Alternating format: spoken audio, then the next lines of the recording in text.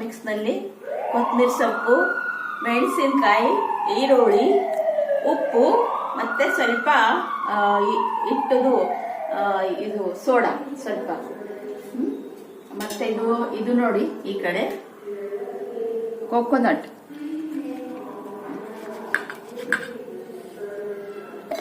ಚಟ್ನಿ ಮಾಡ್ತೇನೆ. ಚಟ್ನಿಗೆ ಇದನ್ನೆಲ್ಲ ನಾನು ಕೋಕೋನಟ್ ಹಾಕಿದ್ದೀನಿ, ಮತ್ತೆ ಕೊತ್ತಂಬರಿ ಸೊಪ್ಪು ಮತ್ತೆ ಕರಿಬೇವಿನ ಸೊಪ್ಪು ಮತ್ತೆ ಪುದೀನ, ಮತ್ತೆ ಸ್ವಲ್ಪ ಇದು ಹಾಕ್ತೀನಿ ನೋಡಿ, ಈರುಳ್ಳಿ ಸ್ವಲ್ಪ ಚಿಕ್ಕ ಚಿಕ್ಕದು ಕಟ್ ಮಾಡಿದ್ದಾರೆ ಕಿರಣ್, ಅದು ಹಾಕ್ತಾ ಇದ್ದೀನಿ. ಮತ್ತೆ ಸ್ವಲ್ಪ ಲಸೂण,